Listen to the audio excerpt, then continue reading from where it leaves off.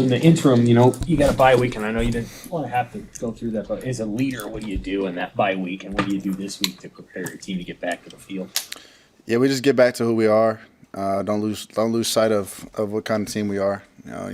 Competitors, hard-nosed football players that love the game and love playing for each other. So last week was a lot of team compete, good on good, and I think that was the best thing for us.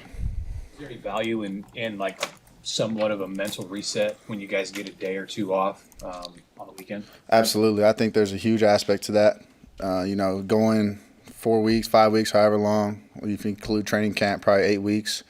It was a big reset. I know for myself it was, and a lot of the guys. So, but everyone's itching to get back on the field. Watch football or spend time with family? Would you? Yeah, I had Thursday. Took Thursday off. Friday, Saturday, just went out, hung out with my family, worked out, and then watched football, and kind of got ready for Michigan State. Kind of just first glances and kind of seeing what stuff I like, but it was a relaxing weekend for sure. Appreciation for what the Big Ten's gonna bring to you over the next 8 weeks by watching games at all?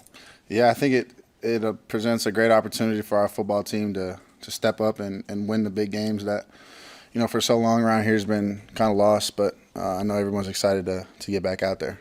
Where did you kind of need to step up as a leader? I know you were pretty adamant about this as a time when you guys needed to come together. Luke said you did a good job of that. So where did you kind of have to lead in the bye week? Yeah, I think, I knew we had a special team when right after the game we came back in the locker room and, normally where it's pointing fingers and he did this, you did that.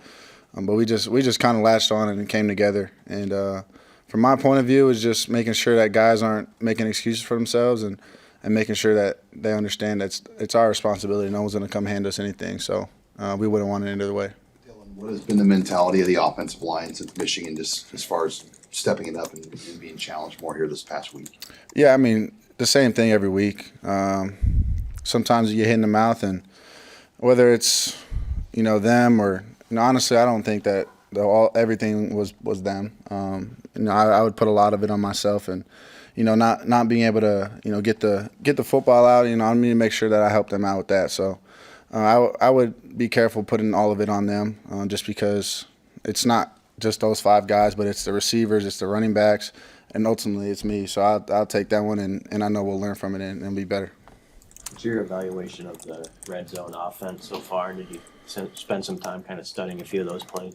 Yeah, I think honestly, for being honest, it's been poor. And I think if we, punch those in for 6 points, the game will turn and the momentum and things will shift. So that's an emphasis. I think every single week there's not a week that you don't want to score in the red zone. There's money down there and you got to go get it. So that's important. Just announced your name to the Jason Witten Collegiate Man of the Year, like on the watch list. I don't know if you knew that. It's an off the field and on the field. I was going to ask you about just the off the field stuff, like how important that's been to you to be part of the community along with being the quarterback here. Yeah, so, growing up, my parents, I'd give them all the credit for raising hopefully a great young man that cares about more than just football. And for me, is to give back to our community because there's so much that goes in them supporting us and them doing so many things for Husker football. So, that's the least I can do is go out and give back to the community. And I feel, it's an honor to kind of be viewed as that. But, it's cool. I didn't know that. Do you have an appreciation for just how good the quarterback play is in the league right now? I mean, there's 10 or 11 guys are above 65%, a lot of touchdown throws, not many interceptions.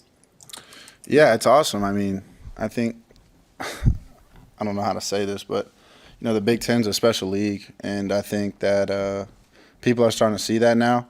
But at the end of the day, it's all football. It's the guy that gets the ball every down, getting into people that make plays, and I think football, if you look at it from that standpoint, it's very simple, and you just got to stick to those things and making plays. Is there anybody in that group that you particularly respect or enjoy watching?